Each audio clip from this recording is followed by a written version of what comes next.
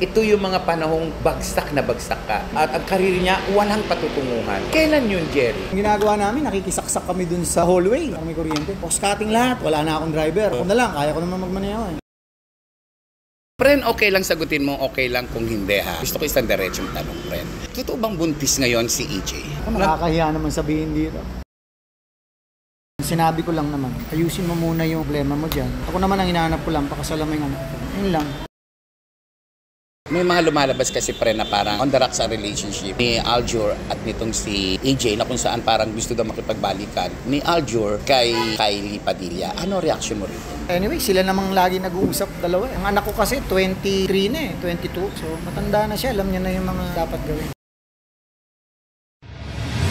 Kung kaya mong mabuhay sa tundo, kaya mo ring mabuhay saan man sa mundo. Morley Alinio. Ito ang Tundo. Yes! Magandang umaga, tanghali, hapon, gabi, madaling araw, kung anumang oras dumarating sa inyo ang vlog kong ito. Minsan isang panahon sa buhay ko, may isang guwapong action star na kausap ko sa isang sulok na kung saan ay matindi ang aming pinag-usapan na punong-puno ito ng mga malulungkot na takbo ng buhay. Please welcome at this time, isang masaya, masigla at talaga namang guwapong Jerry Crabal. Friend ko to, bati ka muna. Binabati ko po lahat ng mga manonood. Ng hapon, gabi, umaga, kagaya ng sinabi niya kung anong oras man kayong nanonood. Kung natatandaan mo, Jerry, minsan isang panahon, yung kwentuhan natin ang tindi. Ito yung mga panahong bagsak na bagsak ka. At ang karir niya, walang patutunguhan. Kailan yun, Jerry? Nung nag-umpisang mamatay ang movie industry, that was 2002, paakyat. Wala na nagpuproduce ng mga movie. Tapos syempre, as an action star, mahirap. Lalo na pag nagli-lead ka. Yun kasi mahirap sa amin eh. Mahirap kami tumanggap ng supporting roles. Syempre, ang mga TV station ng uso eh. Sa TV, wala naman action. So, drama, love story. Anong role ibibigay sa iyo? Supporting role. Kapatid, kuya, tatay. Tumatakbo yung panahon. Wala akong project, wala akong trabaho. Sabi ko, kung hindi ako tatanggap ng mga projects, malilimutan ka ng tao. Walang papasok na pera sa'yo. Hanggang sa nakapag-decide akong tumanggap ng supporting role. Swerte naman, may mga dumadating pa rin na bida tayo. Mga projects na action film, miski madalang, tayo pa rin ang bida. So, ng panahon na yun, talagang walang trabaho. Alam mo naman, pag walang trabaho, hirap ka rin sa buhay mo. Ilang taon din akong broke na broke. Siguro may 3 taon, 4. Balikan namin ang ilang panahon ng aming kwentuhan ni Jerry Crabal na kung saan naputulan pa siya ng ilaw nang dahil sa kakulangan ng pinansyal. Kwento mo nga ito. Bayaran na ng kuryente. Ang aircon ko, 3. Ang laki ng bill mo. Sa mapuputulan ako ng kuryente, wala kang ilaw. Ang ginagawa namin, nakikisaksak kami dun sa hallway. May kuryente. Tapos cost cutting ako, isa na lang ang aircon, yung room ko na lang. Hanggang sa cost cutting lahat, wala na akong driver. Ako na lang, kaya ko naman magmaneho eh. Kasi natuto naman ako mag-isa lang ako. So wala, mahirap talaga nung araw. Isa pang pambubulgar. Ito yung panahon ng kasagsagan na kung saan si Jerry, sikat na sikat siya pero dahil wala nga mga pelikulang ginagawa, ay eto siya, kinakaya niya ang lahat. Dumating pa sa punto ng kanyang buhay na kinailangan niyang magbenta ng sasakyan. Doon sa condo na nirerentahan ko nung araw, yung mga parking, may mga bayad na. Hindi ko dispose ko na nga itong mga sasakyan ko. Nag-dispose ako ng sasakyan. Dispose ko yung isa, and then after a month yung isa. Hanggang sa nakapasok ko ng buy and sell ng sasakyan. Doon nagumpisa yun. Doon nagsimula ang panibagong karir ng isang Jerry Crabal. Nawala siya ng matagal in showbiz. Pero bilang isang businessman ay nagtagumpay siya rito. Kumusta na ang iyong pagbabay and sell? Ngayon, hindi na ako nagbabuy and sell ng sasakyan. Matagal na. Kasi seasonal yun eh. May panahon talagang mabenta yung sasakyan, may panahon na hindi. Lalo na ngayon, ang daming competitor. Marami kang kakompetisyon dyan na mas mura sa kanila. Kung mga imported naman ang ibibenta mo, mahal nga pero tagal bago mabenta. Ayan. At this time, bago tayo magtuloy-tuloy sa ating chikahan, hulaan blues muna tayo. Hulaan nyo kung ilang taon na tong kausap ko. Jerry, paano mo ginawa na ikaw ay senior citizen na pero itsura mo batang-bata pa? Siguro nasa genes. Siguro dahil wala akong bisyo. Siguro dahil laging mahaba ang tulog ko. Alam mo kasi malakas makaedad. Una, alak. Pangalawa, yung maraming negative na nakadikit sa katawan mo. Negative na tao, negative na balita. Tatanggalin mo yan sa sistema ng katawan mo. Eksilang boy ng tao eh. Tulad ako. Swerte na sa akin yung another 20 years. Nandito pa ako sa mundo. Kung bang natitira kong 20 years eh, kukonsumihin ko pa. Palulungkutin mo pa. Yung 20 years mong ipapalagi dito sa mundo, gawin mong masaya. Umpisa mo yung pagkagising mo. Pagkagising mo, gawin mong masaya ang araw mo. Matatapos ang araw mo masaya. Paanong paraan? Kasi ako, ang unang-unang ginagawa ko, ako pagkagising ko. Nananalangin ako eh. Papasalamat ako dahil nagising pa ako. So, everything follows. Lagi ka lang masaya. Kasi alam mo naman sa trabaho natin, maraming ano dyan eh. Nakangiti pag nakaharap ka. Pag talikod mo, Yari ka na. iba na. Oo, yari ka So, yun yung mga taong, huwag mo na pinapansin yun. Huwag ka na magpapekto sa ganun. Iwasan mo na lang. Basta lahat ng mga negative, huwag mo nang patulan. Tsaka yung mga tao na iinggit, huwag mo na rin pansinin yun. Yung mga yun, ang alam na lang nun sa buhay nila, manira, naiinggit. Darating ang panahon, ikaw nandito ka na. Sila nandun pa rin, di ba? Nandun pa rin sila, naninira pa rin. Wala silang pupuntahan. Hanggang ganun na lang ang kaya nila. Iwas maninira, iwas inggit, iwas alak, iwas puyat. Ano ba kinakain ng isang Jerry Crabal? Bakit nananatili siyang mukhang bata kabila ng katotohanan siya ay senior citizen na? Paano ma-maintain ang isang magandang katawan, magandang mukha at makinis na bala? Ako naman, naging maselan na lang ako sa pagkain noong 2011, hininto ko yung pag-inom. Tapos kasabay noon, hininto ko yung mga pagkain lalakas sa preservatives. Red meat as much as possible, iniwasan ko. Kumakain naman ako ng pork, pero laman lang. Ng beef, madalang. Halos labang dagat lang, gulay, manok. Doon lang umiikot ang pagkain. Sabi nila, ang nakapagpabata daw ng isang lalaki o babae, sex life. Hindi totoo yun? Wala ka sex life? Ako pa tinanong mo doon. Naku, itong si Jerry, nakakalabing-8 anak sa iba't ibang babae. Nakailang babae ka ba? Nakakahiya naman sabihin dito. Mamaya, bubulong ko na lang sa'yo. Ibubulong na lang niya kung ilan yung naging babae niya. Pero kilala mo pa ba yung 18 mong anak? Ilan ang babae, ilan ang lalaki? Ang babae ko, Siyam. Ang Siyam ang babae ko. Ang lalaki? Siyam din. 15 na apo ko. Kumusta ka naman bilang isang aktor?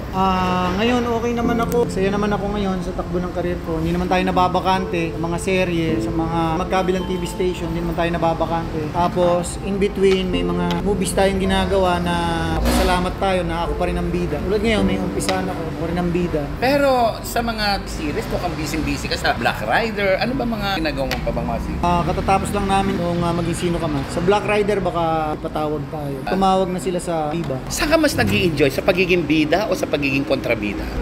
Career-wise, syempre iba yung bida ka. Pero kung financially naman, ang pag-uusapan, mas marami kang karakter na ginagawa, mas marami papasok na pera. Kaya lang, hindi ka naman kukunin karakter naman. Kung hindi pangalan mo medyo maganda, uy, tukunin natin, bida to eh. Baka pumayag mag-support. So, bida, support. May nabasa ako tungkol kay Monica Herrera. Ito yung mga panahong tayo ay magkakasama pa.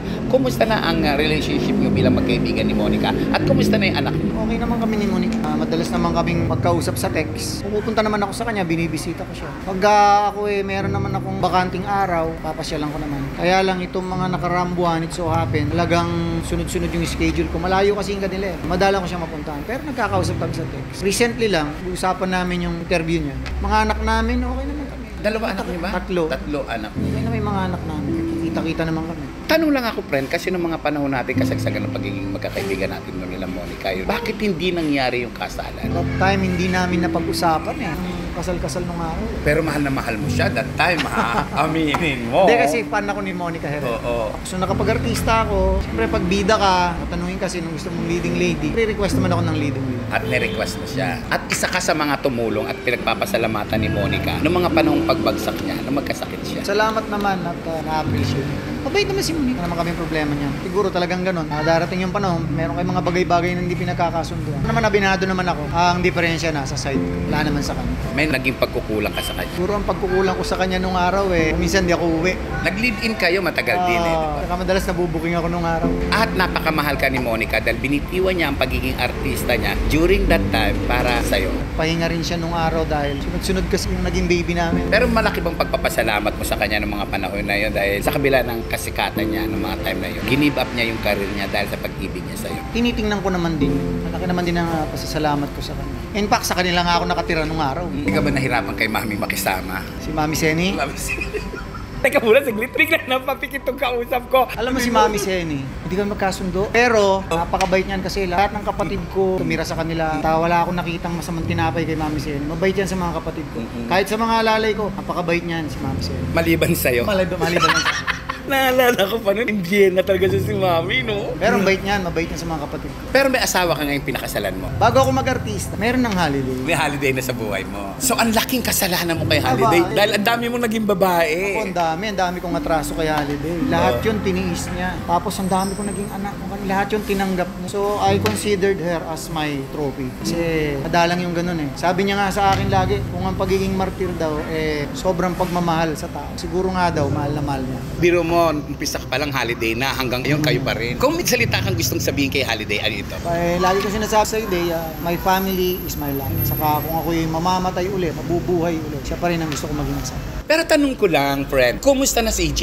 Okay lang. Nasa Viva pa rin siya. Bakit hindi na siya napapagkita at ayaw na bang gumawa ng pelikula? Nawawala siya. Parang gusto muna niya magpahinga eh. Ano kasi yung batang yun eh. Ayaw niya na nababas siya. Meron siyang ewan ko nang tawag sa ganun eh. Meron siyang ganung factor. Pagka napupulaan, kakaroon siya ng lack of interest sa lahat ng bagay. So, ibig sabihin, baka hindi na bumalik si EJ sa pag-aartista? Babalik pa naman yan. Papahinga lang siguro. Nangihinayang ka ba dahil ando doon na si EJ tapos biglang mawawala? Siyempre, nanginayang din ako dahil sayang naman nandiyan ka. Anyway, ilang buwan pa lang naman siyang namamahinga. Friend, okay lang sagutin mo, okay lang kung hindi ha. Gusto ko isang diretsong tanong, friend. Totoo bang buntis ngayon si EJ? Tuwing nagbabakasyon niya, buntis eh. Sabi nila.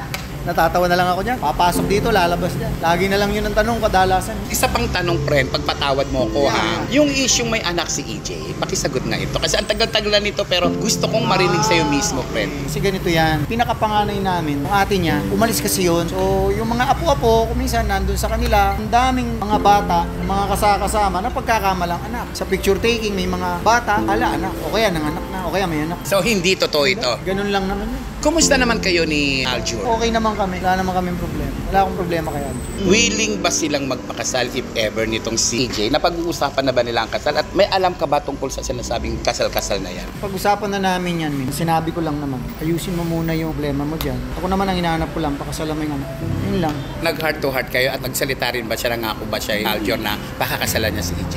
Pag naayos yung problema niya. Yun na lang ba ang inaantay nila yung kasal? Anyway, sila namang lagi nag-uusap dalawa. Ang anak ko kasi 23 na 22. So matanda na siya, alam niya na yung mga dapat gawin. Ako naman magulang lang ako, nandyan lang naman ako. Sabi ko nga sa kanya, hindi naman siya nakikialam ako anak. Magulang mo nga lang ako, pero alam ko anong mas makabubuti para sa At ang magulang hindi nangarap na mapasama ang anak. Wala. Sabi ko, kaya mo na yan. Ang hinahanap ko lang, maging legal lang. At pinangakuan ka naman ni Aljur. Lalaki sa lalaki. Hindi naman siya nangako, kundi pag-usapan lang na. Nagsasama pa ba sila? Kasama sila ngayon. May mga lumalabas kasi pre na parang on the rocks sa relationship ni Aljur at nitong si EJ na kung saan parang gusto daw makipagbalikan ni Aljur kay Kylie Padilla. Ano reaction mo rito? Hindi naman. Lagi naman sila magkasama araw-araw. Pag-uwi ng Pampanga yung isa, nasa Pampanga lang sila. Kung saan uwi yung isa, nandun din. Hindi naman sila nag-iwalay. At masaya ka rin para sa kanila. Sila ko, lagi ko lang sinasabi sa anak ko, kung saan ka masaya na rin ako. Siyempre, pag malungkot siya, malungkot din ako. At hindi lang si EJ ang nag-aartista mong anak, di ba? Meron pag isa. Si JK, yung anak ko lalaki. Namin ni Monica, Janina. Sa Viva yun. Bilang isang action star dati, willing ka ba maging stage father? Stage father na rin! Sorry po dahil medyo mainit po dito sa kinalalagyan ko. Maganda po rito dahil kaibigan ko po itong taong ito, hinata ko na lang po siya. Halika rito, friend. Dito tayo, interview naman kita. And thank you so much doon. Kumusta ka naman? Willing ka bang maging stage father ng mga 3 anak mong artista ngayon? Hindi. Kasi matatandaan na sila para lalayan ko pa. Wala nakikipag-usap kung sinong kausap nila. Hanggang dun lang. Pero para samahan ko pa, di na. Ayaw mo maging stage father? Ayoko nung masamahan ko sila. Para sa kapakanan po ng ating mga listener, kami po nitong si Jeric Rabal, sobrang saya po sa inyo dahil nandiyan po kayo at patuloy na sumusuporta dito sa vlog na ito. Si Jeric, nako, nakakataba ng puso. Anong sabi mo, Jeric? Anong ginagawa mo sa vlog ko? Pinanood pa lang kita Ang ini-interview si Rene Imperial. Saka si Brandy. Thank you so much doon, friend. Salamat. Thank you. Sino nga ba si Jeric Rabal? Anong klaseng tao ba si Jeric Rabal? Si Jeric Rabal simpleng tao lang na madalang i-approach. Akala lang nila suplado ako, pero hindi po ako suplado. Ano po ako? Farsighted, kaya lagi ako nakaganon. Kaya akala nila nakakunot ang kilay ko, ay, masungit, suplado. Madali naman po akong i-approach. Anong klaseng tatay ka sa bahay? Sa bahay, doon ako makikita na hindi pala ako action star. Cook ako, cook. Tsaka linis ako ng linis ng bahay. Para sa'yo, ano ang salita at kahulugan ng isang salitang tatay? Tatay yan pundasyon ng tahanan. Ang tatay hindi natatapos ang responsibilidad niya sa mga anak niya. Kahit malalaki na yung mga anak niya. Problema ng anak mo, problema mo rin. Kung mamamatay siya at muling mabubuhay, gusto niya ay muli niyang makasama si Holiday. Kaya lagi ko rin sinasabi naman sa kanya, kung mamatay ako at mabubuhay ako ulit, ikaw pa rin ang gusto ko maging. sa akin.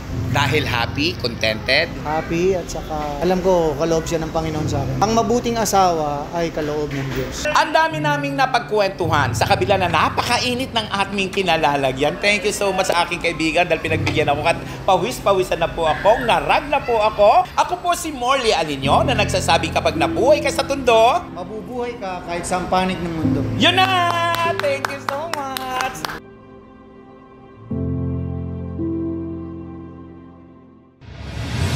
Kung kaya mong mabuhay sa Tondo, kaya mo ring mabuhay saan man sa mundo. Morley Alinio.